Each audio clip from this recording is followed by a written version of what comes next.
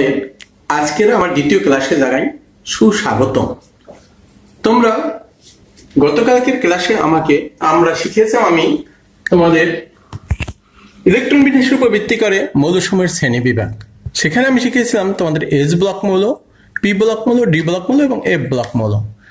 আজকে শিখাবো তোমাদের এস ব্লক মৌলসমূহের ধর্মসমূহ।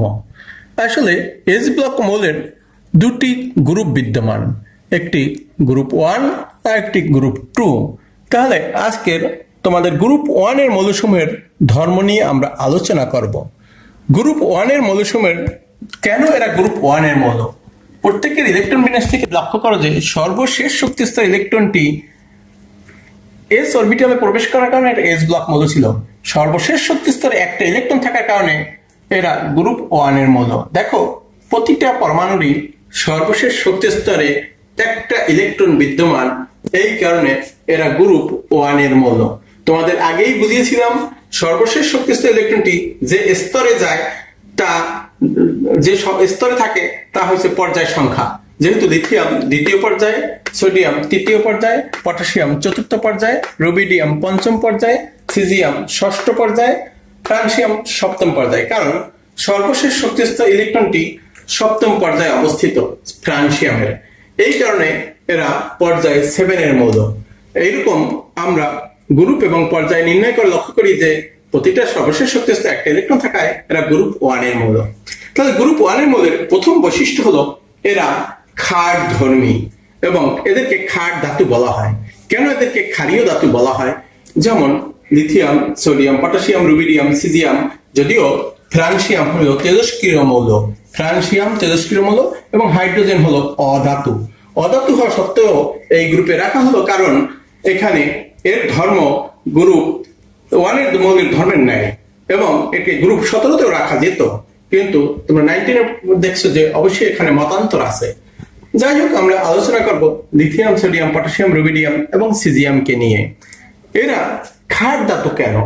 কারণ তোমরা জানো লিথিয়াম ক্ষার ধাতু, কারণ এটি পানির সাথে বিক্রিয়া করে তীব্র ক্ষার লিথিয়াম হাইড্রোক্সাইড উৎপন্ন করে এবং হাইড্রোজেন উৎপন্ন করে।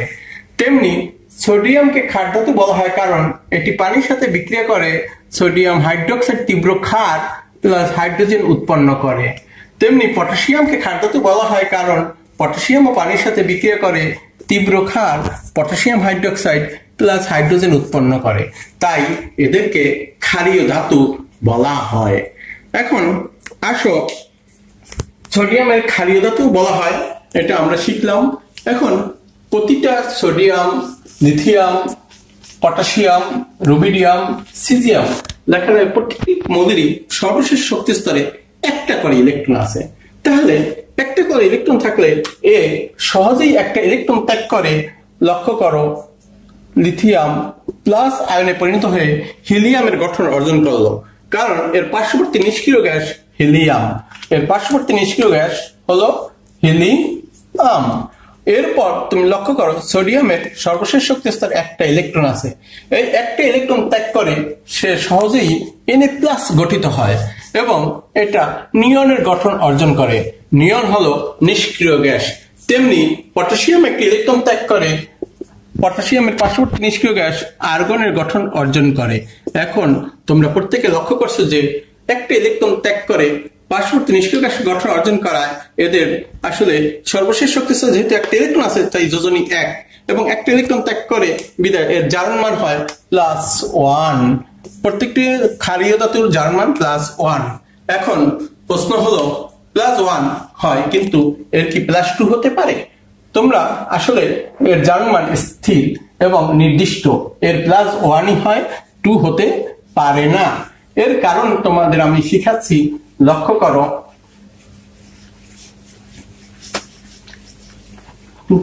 আসলে আয়নীকরণ শক্তি কাকে বলে একটু জানতে হবে। সোডিয়ামের সর্বশেষ শক্তিস্তর দেখা গেছে একটা ইলেকট্রন আছে। একটা ইলেকট্রন সহজেই সে ত্যাগ করে পার্শ্ববর্তী নিষ্ক্রিয় গ্যাস নিয়নের গঠন অর্জন করে। নিয়নের গঠন অর্জন করার সময় এখানে 500 কিলোজুল তাপশক্তির প্রয়োজন হয়। তাহলে আমরা আয়নীকরণ শক্তি কাকে বলে একটু মনোযোগ দিয়ে শোনো। গ্যাসীয় অবস্থায় কোনো বিচ্ছিন্ন পরমাণুর সর্বশেষ শক্তিস্তর থেকে 1 মোল ইলেকট্রন সরিয়ে নিয়ে এক মোল ধনাত্মক আয়নে পরিণত করার সময় যে পরিমাণ শক্তির প্রয়োজন হয় তাকে বলা হয় আয়নীকরণ শক্তি। যেহেতু এটি পার্শ্ববর্তী নিষ্ক্রিয় গ্যাস নিয়নের গঠন অর্জন করছে, সুতরাং স্থায়িত্ব অর্জন করছে। এই স্থায়িত্ব অর্জন করার পর এখান থেকে আরেকটা ইলেকট্রন সরিয়ে নিতে অধিক শক্তির প্রয়োজন হয় বা বহুগুণ শক্তি, বেশি শক্তির প্রয়োজন হয়, যা সম্ভব না। এই কারণে তোমাদের একটি ইম্পর্টেন্ট প্রশ্ন হলো Na+ গঠিত হলেও Na2+ গঠিত হয় না। Na+ গঠিত হলেও Na2+ গঠিত হয় না। এখন আমাদের কি কি শিখলাম এখানে, ক্ষারীয় ধাতু কি এবং কেন ক্ষারীয় ধাতু বলা হয়, এবং সোডিয়াম Na+ গঠিত হয় কিন্তু Na2+ গঠিত হয় না, এর কারণ আমরা শিখলাম। এখন আসো আরো কিছু ইম্পর্টেন্ট প্রশ্ন আমাদের শিখাবো। সোডিয়াম কে কেন কেরোসিনের নিচে রাখা হয়, তাছাড়া গ্রুপ 1 এর মৌল যেমন সোডিয়াম, পটাশিয়াম, রুবিডিয়াম, সিজিয়াম কে কেন কেরোসিন বা পেট্রোলের নিচে রাখা হয়। আসলে তোমরা জানো সোডিয়াম অতিশয় সক্রিয় ধাতু বা গ্রুপ 1 এর মৌলসমূহ সকলেই সক্রিয় ধাতু। এর মধ্যে সোডিয়াম বায়ুর অক্সিজেনের সাথে বিক্রিয়া করে সোডিয়াম অক্সাইড উৎপন্ন করে। এই সোডিয়াম অক্সাইড আবার বায়ুর জলীয় বাষ্পের সাথে বিক্রিয়া করে সোডিয়াম হাইড্রোক্সাইড উৎপন্ন করে। সোডিয়াম হাইড্রোক্সাইড উৎপন্ন করে। এই সোডিয়াম হাইড্রোক্সাইড আবার কার্বন ডাই অক্সাইডের সাথে বিক্রিয়া করে সোডিয়াম কার্বনেট উৎপন্ন করে, প্লাস পানি উৎপন্ন করে। সোডিয়াম কার্বনেট উৎপন্ন করার কারণে এটিকে কেরোসিনের নিচে রাখা হয়।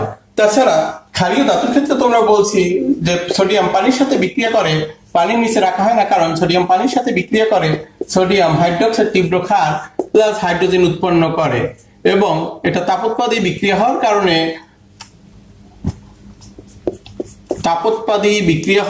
এই হাইড্রোজেন দহনের ফলে আবার পানি উৎপন্ন হয়। সুতরাং এই কারণে একে কেরোসিন নিচে রাখা হয় যাতে বায়ুর সংস্পর্শে না আসতে পারে। কেরোসিন অপোলার যৌগ এবং জৈব দ্রাবক হওয়ার কারণে সোডিয়ামের সাথে বিক্রিয়া করে না। তেমনি লিথিয়ামকে কেরোসিনের নিচে কিন্তু রাখা যায় না, কারণ এটি হলো ব্যতিক্রম। কারণ লিথিয়ামের ঘনত্ব কেরোসিনের ঘনত্বের চেয়ে কম বিধায় একে মোমের মধ্যে আবরণ করে রাখতে হয়। মোমের ভিতর আবরিত করে বা মোমের ভিতর রাখতে হবে, মোমের ভিতর জড়িয়ে রাখতে হবে বা পেঁচিয়ে রাখতে হবে। যাই হোক, এখন আসো তোমার সোডিয়াম কার্বনেটের জলীয় দ্রবণ ক্ষারীয় কেন। আসলে আরেকটা প্রশ্ন ইম্পর্টেন্ট, সোডিয়াম কার্বনেট জলীয় দ্রবণ ক্ষারীয় কেন। তোমরা জানো সোডিয়াম কার্বনেট হলো তড়িৎ বিশ্লেষ্য পদার্থ, আর তড়িৎ বিশ্লেষ্য পদার্থ বিয়োজিত হয়ে সোডিয়াম ধনাত্মক আয়ন প্লাস কার্বনেট আয়ন উৎপন্ন করে। এখন পানীয় মৃদু তড়িৎ বিশ্লেষ্য পদার্থ হওয়ার কারণে এটিও বিয়োজিত হয়ে H+ আয়ন এবং OH- আয়ন উৎপন্ন করে। যদি এরা পরস্পরের সাথে যুক্ত হয় তাহলে সোডিয়াম কার্বনেট পানির সাথে বিক্রিয়া করে তীব্র ক্ষার সোডিয়াম হাইড্রোক্সাইড ও দুর্বল অ্যাসিড কার্বনিক অ্যাসিড উৎপন্ন করে। তোমরা জানো তীব্র ক্ষার সোডিয়াম হাইড্রোক্সাইড পানিতে সম্পূর্ণরূপে আয়নিত হয়ে অধিক পরিমাণে সোডিয়াম আয়ন এবং অধিক পরিমাণে হাইড্রোক্সিল আয়ন উৎপন্ন করে। তেমনি কার্বনিক অ্যাসিড মৃদু অ্যাসিড বিদায় বা দুর্বল অ্যাসিড বিদায় সামান্য পরিমাণে আয়নিত হয়ে সামান্য পরিমাণে হাইড্রোজেন আয়ন এবং সামান্য পরিমাণে কার্বনেট আয়ন উৎপন্ন করে। প্রশমন বিক্রিয়াটা ঘটে মূলত H+ এবং OH- এর মধ্যে মিলে পানি উৎপন্ন হয় ঠিকই, কিন্তু তীব্র অ্যাসিড ক্ষার হওয়ার কারণে হাইড্রোক্সিল আয়ন দ্রবণে অতিরিক্ত থেকে যায়, তাই এর জলীয় দ্রবণ ক্ষারীয়। এখন তোমরা শিখলে এর জলীয় দ্রবণ ক্ষারীয় কেন। এখন তোমরা জলীয় দ্রবণ ক্ষারীয় কেন শেখার পরে আরো কিছু এখন শিখতে হবে। দুইটা প্রশ্ন ইম্পর্টেন্ট, সোডিয়াম কার্বনেটের জলীয় দ্রবণ ক্ষারীয় কেন এবং সোডিয়াম ধাতুকে কেন কেরোসিনের নিচে রাখা হয় বা গ্রুপ 1 এর মৌলগুলোকে কেন কেরোসিনের নিচে রাখা হয়। এখন আমরা আরেকটু কিছু ব্যতিক্রম বিক্রিয়া দেখাবো। তোমরা গ্রুপ 1 এর সকল মৌল লিথিয়াম ব্যতীত সকল মৌলের নাইট্রেট বিয়োজিত হয়ে তাপের ফলে নাইট্রেট লবণ উৎপন্ন করে। যেমন লিথিয়াম নাইট্রেটকে যদি উত্তপ্ত করা হয় তাহলে লিথিয়াম অক্সাইড উৎপন্ন হয় প্লাস নাইট্রোজেন ডাইঅক্সাইড উৎপন্ন হয় প্লাস অক্সিজেন উৎপন্ন হয়। কিন্তু সোডিয়াম নাইট্রেটকে যদি উত্তপ্ত করা হয় তাহলে উৎপন্ন হয় সোডিয়াম নাইট্রাইট প্লাস অক্সিজেন। তেমনি পটাশিয়াম নাইট্রেটকে যদি উত্তপ্ত করা হয় উৎপন্ন হয় পটাশিয়াম নাইট্রেট প্লাস অক্সিজেন। কিন্তু কার্বনেট লবণকে যদি উত্তপ্ত করা হয় তাহলে লিথিয়াম কার্বনেট তাপের ফলে বিয়োজিত হয়ে লিথিয়াম অক্সাইড উৎপন্ন হয় প্লাস কার্বন ডাই অক্সাইড উৎপন্ন হয়। তেমনি কিন্তু সোডিয়াম কার্বনেট তাপের ফলে বিয়োজিত হয় না। তেমনি সোডিয়াম পটাশিয়াম কার্বনেটও তাপের ফলে বিয়োজিত হয় না। ইহা থেকে আমরা কি বুঝলাম, আসলে কার্বনেট লবণ সমূহ এর স্থায়িত্ব বেশি বা তীব্র আয়নিক যৌগ হওয়ার কারণে এরা বিয়োজিত হয় না। এখন আরেকটু শিখাবো তোমাদের, কিন্তু বাইকার্বনেট লবণগুলো সহজেই বিয়োজিত হয়। যেমন সোডিয়াম বাইকার্বনেট তাপের ফলে বিয়োজিত হয়ে sodium carbonate plus carbon die oxide plus পানি উৎপন্ন হয়। এখানে তোমরা দেখলা সোডিয়াম কার্বনেট বিয়োজিত হয়ে গেল। এখন এগুলো তোমরা আলোচনা করতে গিয়ে যদি তোমাদের কিছু নোট প্রয়োজন হয় তাহলে ডেসক্রাইব বক্সে গিয়ে ফেসবুকের লিংক নিয়ে তোমরা এখানে দেখতে পারো। আসলে নোটটি আমি দিয়ে দেওয়া হলো।